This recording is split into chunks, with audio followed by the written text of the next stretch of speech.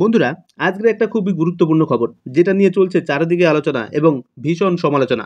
কেন্দ্রীয় সরকার মঙ্গলবার একটি গেজেট নোটিফিকেশন প্রকাশ করেছে। এতে বলা হয়েছে সব রাজ্য ও কেন্দ্রশাসিত অঞ্চলকে ডিটেনশন সেন্টার বা আটক কেন্দ্র তৈরি করতে হবে। কিন্তু কেন এই সিদ্ধান্ত, চলুন সহজ ভাষায় জেনে নিই। তার আগে আপনাদের কাছে একটা বিশেষ অনুরোধ। দেখুন, আমার এই ছোট্ট চ্যানেলটা এগিয়ে নিয়ে যাওয়ার জন্য আপনাদের সাপোর্ট খুবই প্রয়োজন।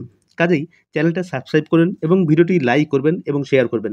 কারণ আপনাদের জন্য অনেক পরিশ্রম করে এই সঠিক তথ্যগুলো ঝাড়াই বাছাই করে আপনাদের সামনে পরিবেশন করি। কাজেই আপনারা একটু চ্যানেলটি সাপোর্ট করবেন।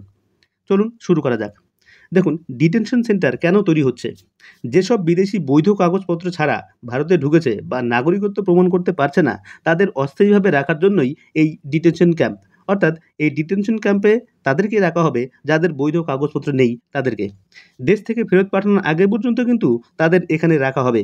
অর্থাৎ যতদিন পর্যন্ত তাদের দেশ গ্রহণ করবে না তাদেরকে, ততদিন পর্যন্ত কিন্তু এই ডিটেনশন ক্যাম্পেই তাদেরকে থাকতে হবে এবং তারা কখনোই এই দেশের নাগরিক হতে পারবে না। এবার ডিটেনশন ক্যাম্প করার সিদ্ধান্ত কারা নিয়েছে? ফরেনার্স ট্রাইব্যুনাল নামে একটি বিশেষ আদালত থাকবে। ৩ জন আইনি বিশেষজ্ঞ থাকবেন এই ট্রাইব্যুনালে।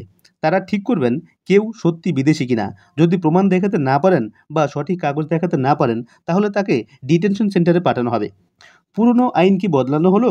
আগে ১৯৬৪ সালে ফরেনার্স ট্রাইব্যুনাল অর্ডার ছিল। এবার নতুন নিয়মে ট্রাইব্যুনালকে আরও বেশি ক্ষমতা দেওয়া হয়েছে। তারা গ্রেপ্তারি নির্দেশও দিতে পারবে এবং এর জন্য তারা কিন্তু স্বাধীন ক্ষমতার অধিকারী। এবার বিদেশিদের উপর নিয়ন্ত্রণ করতে পারবে কারা? যদি কোনো বিদেশি অপরাধে জড়িয়ে পড়েন, তবে তার ভারতে থাকা পুরোপুরি নিষিদ্ধ করা যাবে। এমনকি বিদেশিরা কোথায় কাজ করতে পারবেন তাও সরকারের অনুমতি লাগবে।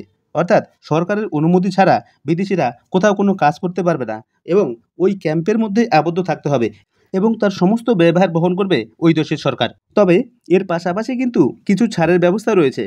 সব বিদেশির জন্য একই নিয়ম নয়। যেমন নেপাল, ভুটান, তিব্বতের লোকজন বা কিছু ধর্মীয় সংখ্যালঘুদের জন্য কিন্তু বিশেষ ছাড় রাখা হয়েছে।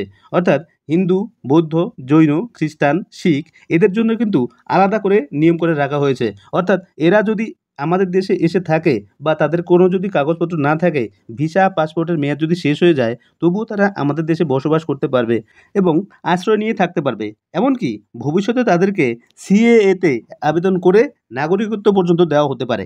কিন্তু মুসলিমদের এই নিয়মের বাইরে রাখা হয়েছে।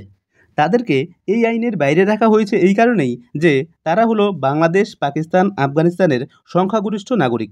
অতএব তারা আমাদের দেশে অনুপ্রবেশ করতে পারে না।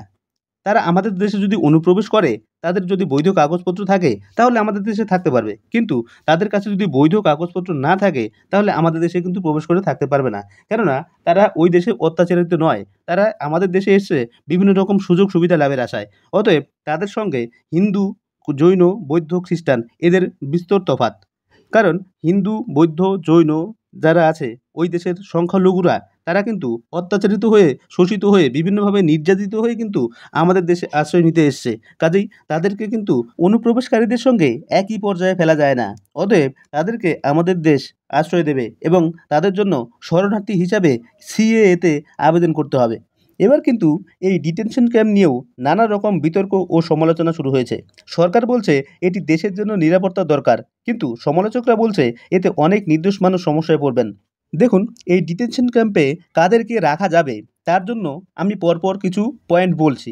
দেখুন, অবৈধভাবে অন্য দেশে প্রবেশকারীদের জন্য যারা বৈধ কাগজপত্র ছাড়া সীমান্ত পার হয়ে অন্য দেশে ঢুকে পড়ে, তাদের চিহ্নিত রাখার জন্য ডিটেনশন ক্যাম্প তৈরি করা হয় এবং সেই ক্যাম্পে তাদেরকে রাখা হয়।